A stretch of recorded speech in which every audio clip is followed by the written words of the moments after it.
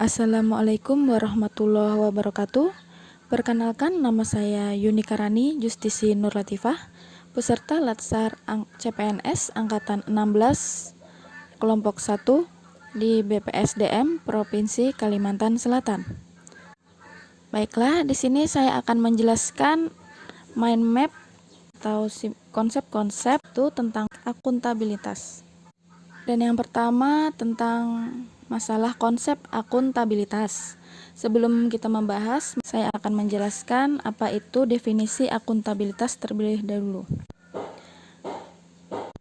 Adapun pengertiannya yaitu akuntabilitas merujuk pada kewajiban setiap individu, kelompok, atau institusi untuk memenuhi tanggung jawab yang menjadi amanahnya, yaitu menjamin terwujudnya nilai-nilai publik. Kemudian aspek-aspek akuntabilitas yang meliputi 1. Akuntabilitas adalah sebuah hubungan.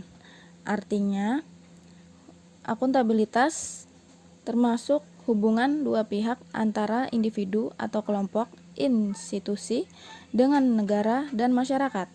Kedua, akuntabilitas berorientasi pada hasil. Artinya, perilaku aparat pemerintah yang bertanggung jawab, adil, dan inovatif. Ketiga, akuntabilitas membutuhkan adanya laporan.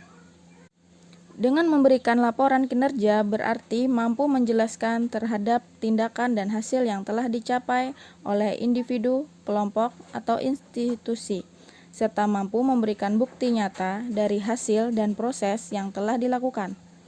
4. Akuntabilitas memerlukan konsekuensi. Akuntabilitas adalah kewajiban. Jadi artinya kewajiban menunjukkan tanggung jawab dan tanggung jawab menghasilkan konsekuensi. Konsekuensi tersebut dapat berupa penghargaan atau sanksi. Kelima, akuntabilitas memperbaiki kinerja. Jadi tujuan utama dari akuntabilitas adalah untuk memperbaiki kinerja PNS dalam memberikan pelayanan kepada masyarakat. Kemudian dari segi akuntabilitas publik terbagi menjadi dua, yaitu vertikal dan horizontal. Akuntabilitas vertikal adalah pertanggungjawaban atas pengelolaan dana kepada otoritas yang lebih tinggi, misalnya pertanggungjawaban untuk unit kerja kepada pemerintah daerah.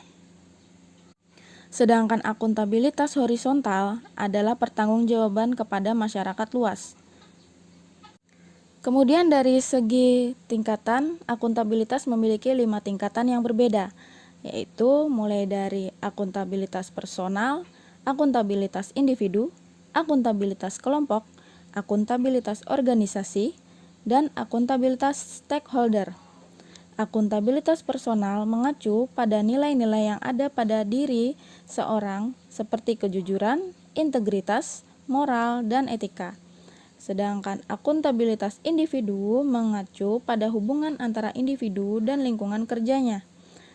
Lalu, akuntabilitas kelompok yaitu kinerja sebuah institusi biasanya dilakukan atas kerjasama kelompok. Sedangkan akuntabilitas organisasi yaitu mengacu pada hasil pelaporan kinerja yang telah dicapai, baik pelaporan yang dilakukan oleh individu terhadap organisasi atau institusi maupun kinerja organisasi kepada stakeholder lainnya. Dan yang terakhir, akuntabilitas stakeholder yang ialah masyarakat umum, pengguna layanan dan membayar pajak yang memberikan masukan, saran, dan kritik terhadap kinerjanya. Kemudian kita beralih ke mekanisme akuntabilitas. Yang pertama ada dimensi.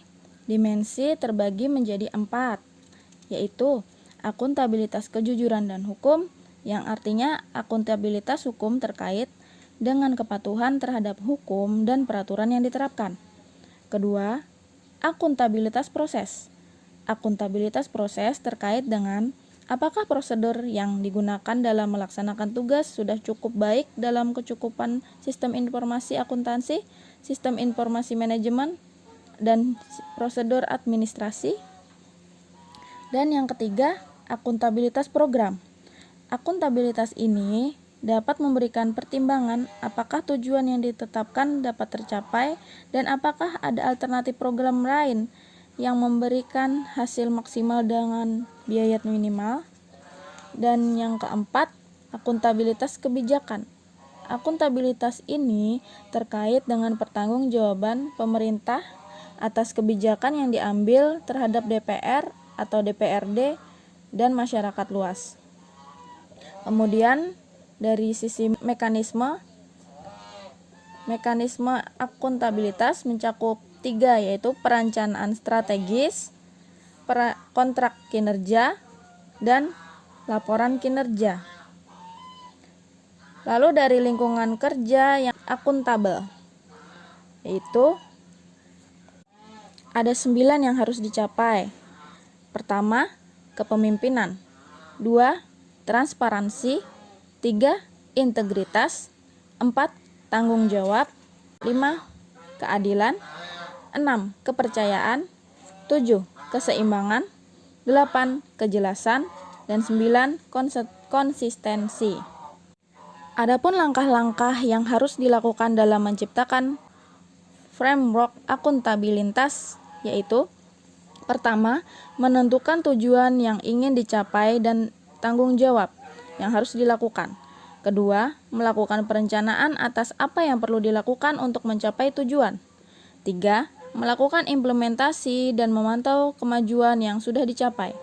4, memberikan laporan hasil secara lengkap, mudah dipahami, dan tepat waktu. 5, melakukan evaluasi hasil dan menyediakan masukan atau feedback untuk memperbaiki kinerja yang telah dilakukan melalui kegiatan-kegiatan yang bersifat korektif. Sekarang kita berlanjut pada akuntabilitas dalam konteks, yaitu ada 5 hal di sini. Yang pertama, transparansi dan akses informasi. Semua warga negara Indonesia berhak mendapat informasi publik dari semua badan publik. Informasi publik di sini adalah informasi publik yang dihasilkan, disimpan, dikelola, dikirim, dan diterima oleh suatu badan publik yang berkaitan dengan penyelenggara dan penyelenggaraan negara dan menyelenggarakan badan publik lainnya yang sesuai dengan undang-undang ini. Yang kedua, praktik kecurangan dan korup. Penyalahgunaan wewenang akan berdampak pada praktik kecurangan, yang mendefinisikan sebagai sekumpulan tindakan yang tidak diizinkan dan melanggar hukum yang ditandai dengan adanya unsur kecurangan yang disengaja. Kemudian, yang ketiga, penggunaan sumber daya milik negara.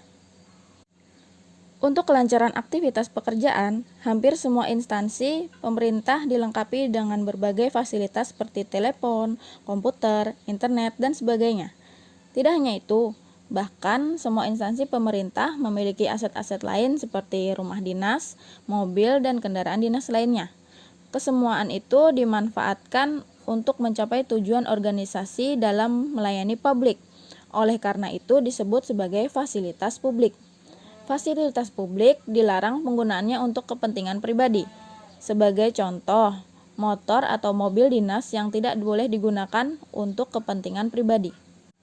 Yang keempat, penyimpanan dan penggunaan data informasi pemerintah.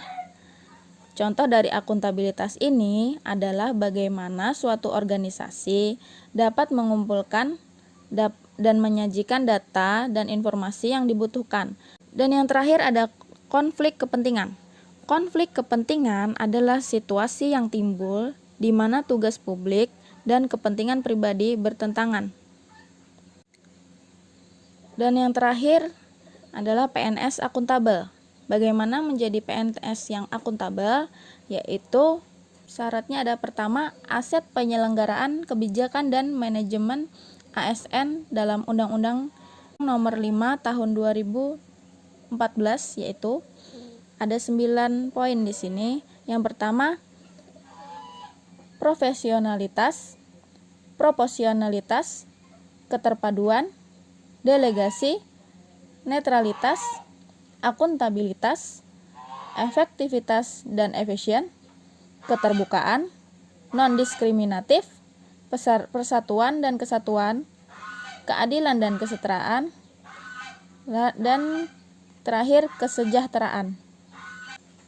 Lalu prinsip-prinsip ASN mencapai ada 7 poin, yaitu pertama, nilai dasar, 2, kode etik dan kode perilaku, 3, komitmen, integritas, moral, dan tanggung jawab pada pelayanan publik, 4, kompetensi yang diperlukan sesuai dengan bidang tugas, 5, kualifikasi akademik, 6, jaminan perlindungan hukum dalam melaksanakan tugas, dan 7, profesionalitas jabatan. Kemudian, perilaku-perilaku PNS yang akuntabel. Yang pertama, apa yang diharapkan dari seorang PNS? Kedua, perilaku transparansi dan akses informasi. 3, menghindari perilaku curang dan koruptif. 4, perilaku terhadap penggunaan sumber daya negara. 5, perilaku berkaitan dengan penyimpanan dan penggunaan data serta informasi pemerintah, dan yang terakhir, perilaku berkaitan dengan konflik kepentingan. Jadi, pada dasarnya, kita sebagai ASN dituntut untuk memiliki sikap akuntabilitas, khususnya bagi tenaga pendidik, untuk selalu bersikap tanggung jawab dalam membimbing siswa, serta dalam merencanakan dan melaksanakan pengajaran, agar nantinya siswa dapat menjadi generasi yang sukses dan bermutu di masa yang akan datang. Sekian penjelasan podcast dari saya tentang akuntabilitas. Terima kasih. Wassalamualaikum warahmatullahi wabarakatuh.